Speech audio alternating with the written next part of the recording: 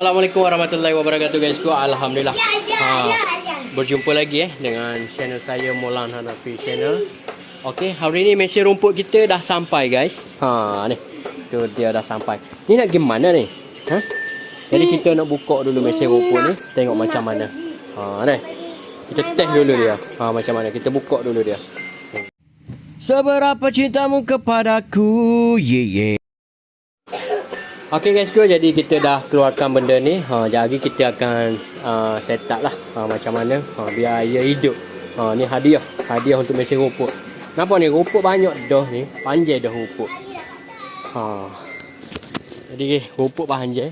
Korang tengok sendiri tu, nampak? Nampak tu. Panjang dah rumput. Jadi tu beli mesin ni untuk kita mesin rumput lah. Alhamdulillah dah sampai barang ni. Jadi korang boleh tengok jari ni.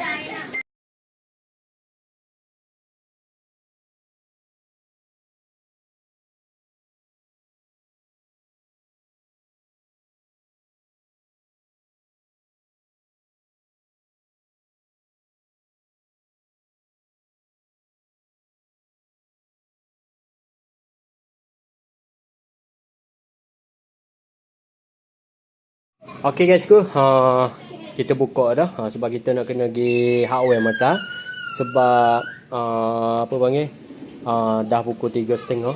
Jadi kita pergi hardware dulu guys. Nanti balik kita akan continue balik. Okey, boleh? Cibilik. Balik daripada hardware kita akan sambung balik pemasangan tu lah. Dah.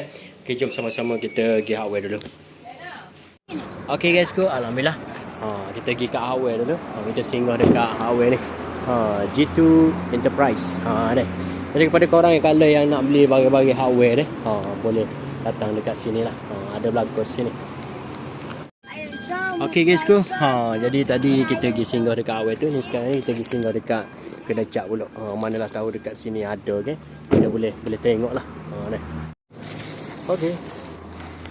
Okey man, terima kasih. Nama mata canai. Balik dah ni. Okey, jom. Okey guys, jadi selepas kita apa panggil dekat hardware tadi, ni wajib kita kena mari kedai doyak. Tunggu dulu. Nak pergi juga. Abang nak pergi juga? Nak pergi juga ke? Nak pergi juga. Betul ke ni? Betul. Kalau sama dengan Okey guys, alright. Siapa ni? Ya. Okay, alhamdulillah guys steady. Okay guys jadi kita singgah dekat sini sekejap ni. Dekat manis-manis ada dekat sini guys dah. Allahu Akbar. Jadi kepada rakan sahabat kalau nak cari hot manis-manis lah. Kalau nak cari hot manis-manis boleh datang dekat sini guys Manis-manis ada dekat sini guys Dia apa panggil? Dia beroperasi dah start pukul 12 sampai 6.30 guys dia dekat dengan tangki air Kampung Raja guys Jom cari sini. Nampak nasi lemak. Tu dia lemak. Jadi donat ni hero meme brehi ni.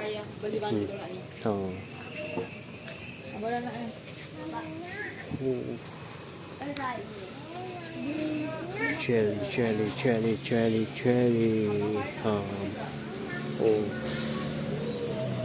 Gapo korang nak boleh datang dekat sini lah guys Alhamdulillah guys kita dah sampai dekat rumah. Alhamdulillah.